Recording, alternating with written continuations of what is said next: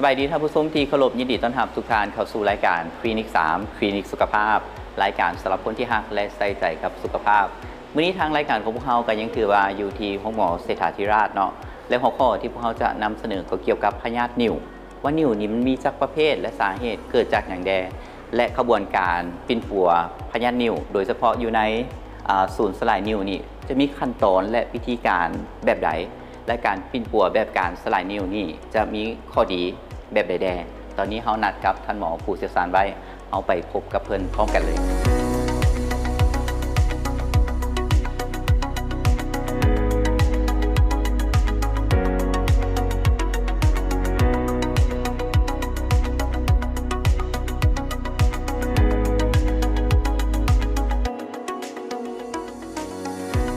ท่านผู้ชมอาทิตย์นี้พวกเราก็ยังถือว่าอยู่ที่ห้องหมอเศรษฐาธิราชเนาะซึ่งอาทิตย์ผ่านมาพวกเราก็ได้สนทนากับผู้อำนวยการเกี่ยวกับการบริการการปิ้นปัวพยาธินิ่วของศูนย์สลายนิ่วส่วนอาทิตย์นี้พวกเราก็จะมาสนทนากับท่านหมอผู้เชี่ยวชาญเกี่ยวกับพยาธินิ่วเลยสำหรับท่านหมอที่เข้าร่วมสนทนาก็แม่นท่านหมอพรสวรรค์จันทะลาวงศ์เนาะเชี่ยวชาญผ่าตัดขั้นหนึ่งแผนกภายนอกของห้องหมอเศรษฐาธิราชเจ้าสวัสดีท่านหมอสวัสดีสวัสดีสวัสดีอาทิตย์แล้วนี่ก็ได้เว้ารวมๆเกี่ยวกับการบริการเรื่องการปิ้นปัวของศูนย์สลายนิ่วกับผู้อำนวยการไปแล้วเนาะซึ่งมื้อนี้จะมาเอาข้อมูลเกี่ยวกับพยาธินิ่วและขั้นตอนของการปิ้นปัวท่านหมอก่อนจะไปเล่าเรื่องกระบวนการปิ้นปัวถามก่อนว่าสาเหตุที่ให้เกิดนิ่วมีตัวใดแดงสาเหตุการเกิดนิ่วเนี่ยโดยตัวไปเนี่ยจะมีหลายแต่ว่าสิสรุปในย่อให้ฟังเนาะมันจะมี2สาเหตุยังไงเจ้าก็คือปัจจัยทางภายในและก็ปัจจัยทางภายนอกเจ้าปัจจัยทางภายในเนี่ยก็เกี่ยวของกับคนเจ็บเองนะเนาะเช่นว่ามีอายุเพศหรือว่ามีประวัติเชื้อสายมีนิ่วบ่พ่อแม่สิเนาะแล้วก็เกี่ยวกับผู้เกี่ยวมีพยาธิประจำตัวยังบ่เพราะว่าบางพยาธิจะกระตุ้นให้เกิดนิ่วไวขึ้นเนาะหรือว่ามีความผิดปกติของไขลังหรือว่าทอไขลังเป็นมาแต่เกิดเนาะสามารถที่จะเกิดนิ่วได้เจ้าแต่ปัจจัยตัวที่2ก็คือปัจจัยที่ภายนอกเนาะก็เกี่ยวกับสารที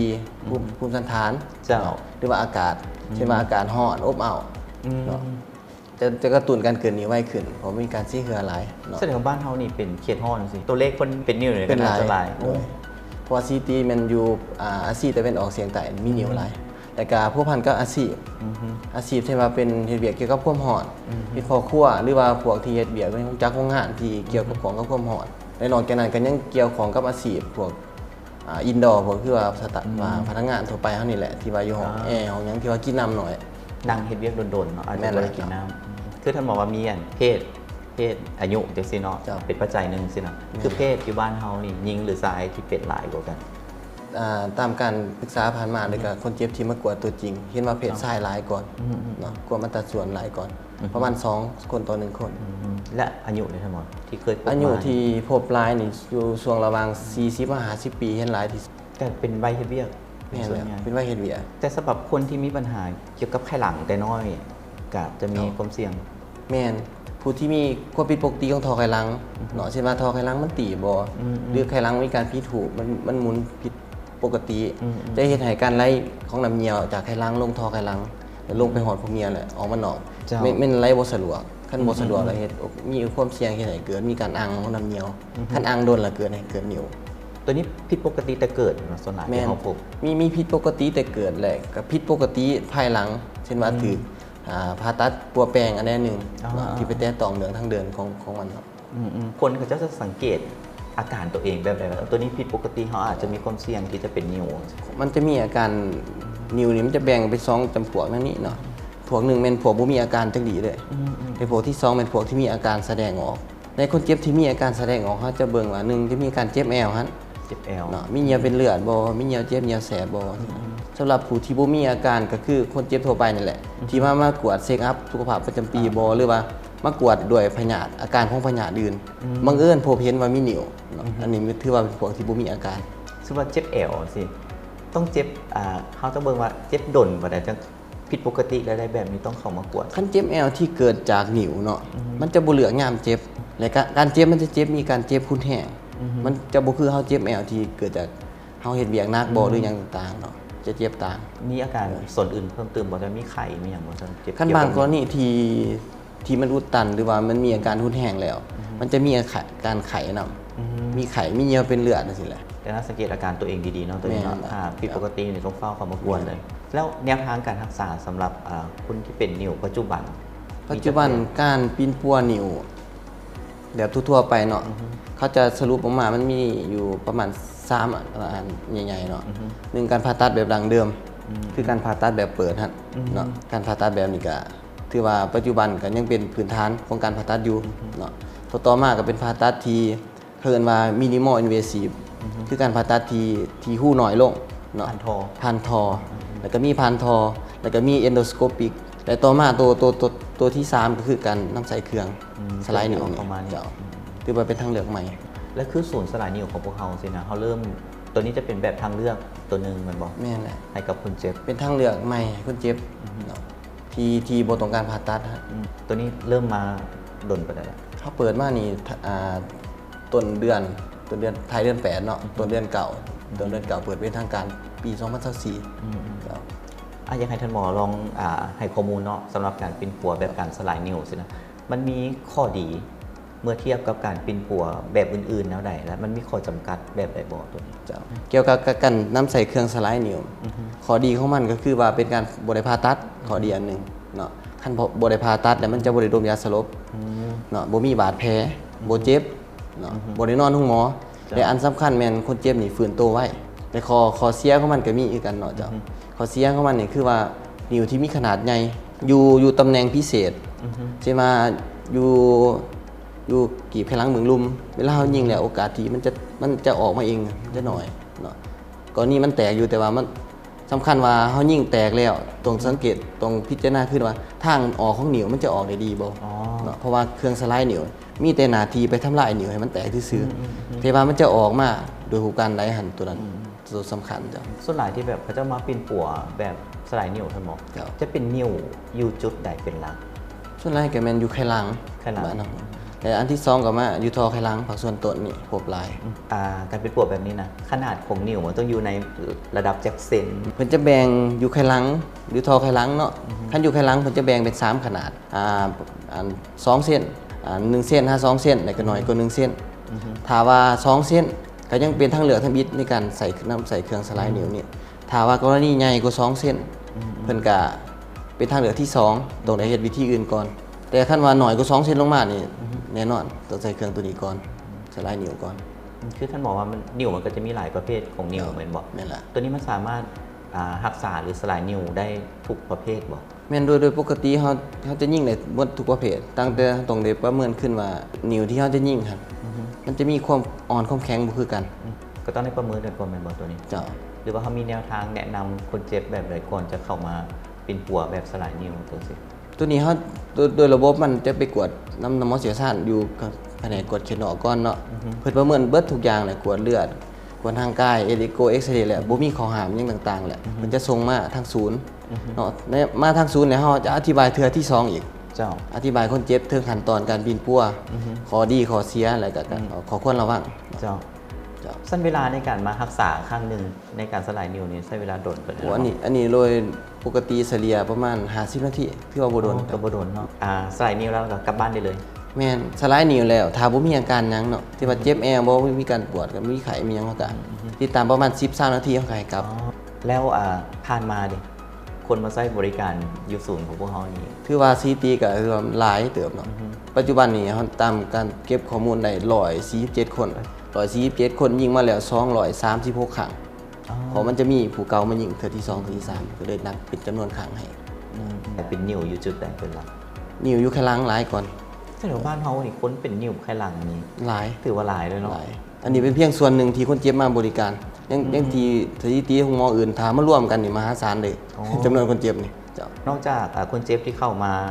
อยู่ห้องหมอเศรษฐาพิราชของพวกเขาแล้วก็จะมีคนเจ็บจากห้องหมออื่นที่ส่งเข้ามา แม่นแหละของหมอที่อื่นที่เพิ่นเส้นสัญญาห่วมเนาะที่ว่าในการบินปัวเพิ่นก็จะส่งคนเจ็บมาปรึกษาหรือว่ามาสลายนิ้วน้ำจูเฮาเนาะ ซึ่งปัจจุบันที่ห้องหมอที่เป็นผู้ห่วมกับเขานี่มีจากห้องหม โอ้ อละ มีหลายของหมอเอกชนก็มี อ๋อ และภาคคลินิกเอกชนก็มีแต่ของหมอรัฐศูนย์กลางเฮานี่เพิ่นก็แนะนำส่งมาถ้าว่าเงื่อนไขคนเจ็บที่ว่าปิดปัวสามารถสลายนิ้วได้เพิ่นก็จะแนะนำมา แล้วเราก็จะได้กวดขึ้นเทื่อที่สองอีก อ่ะ เพื่อความปลอดภัยคนเจ็บ เจ้าอยากให้ท่านหมอลองยกตัวอย่างหรือสำหรับอันกรณีหนึงหรือว่า2กรณี เจ้า ที่เข้ามา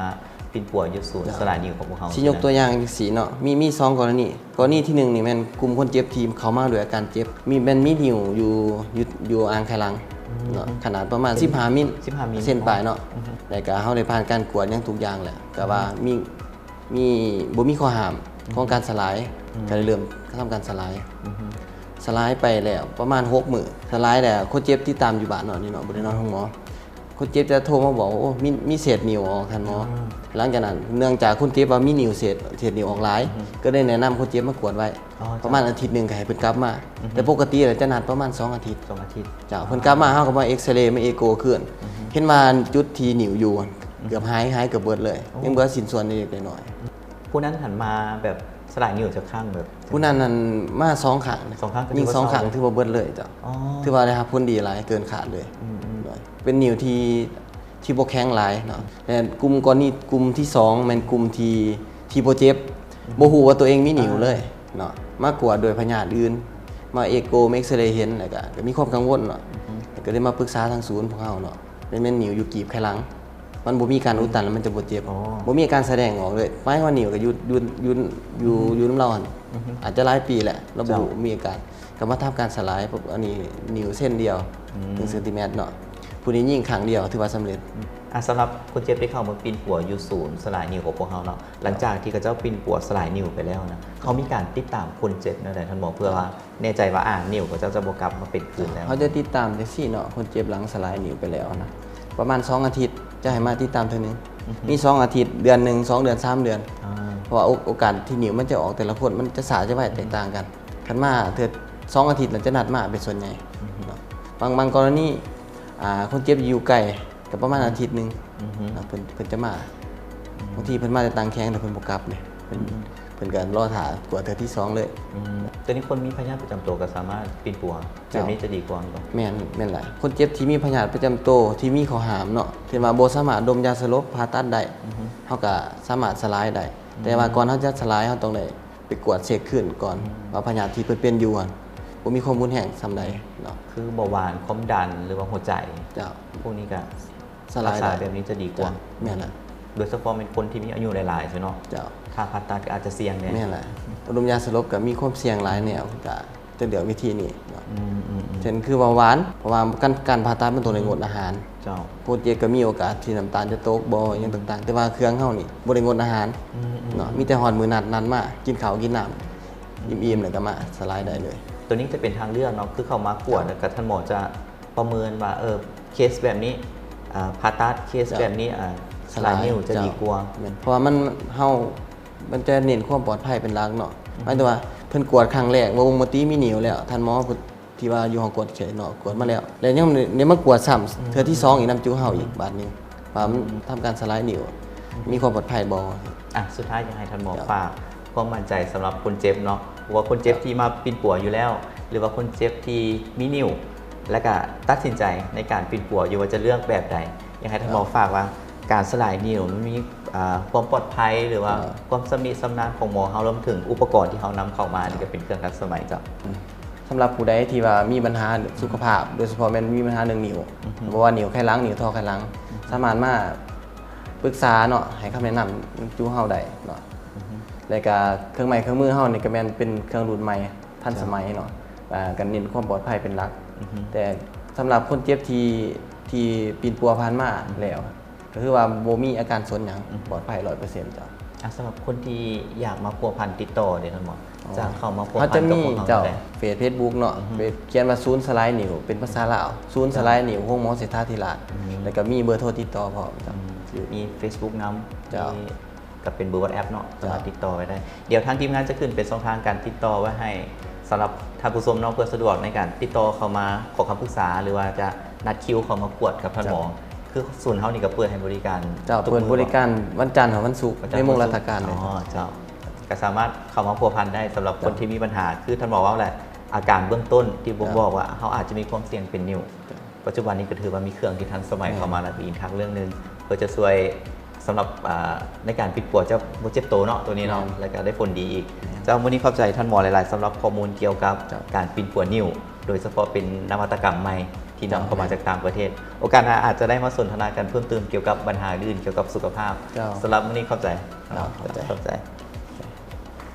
อะไรท่านผู้ชมวันนี้เวลาทางรายการของพวกเราจบลงแล้วข้าพเจ้าทีมงานพร้อมด้วยท่านหมอลาทุกท่านไปก่อนพบกันใหม่อาทิตย์หน้าสำหรับอาทิตย์นี้สวัสดี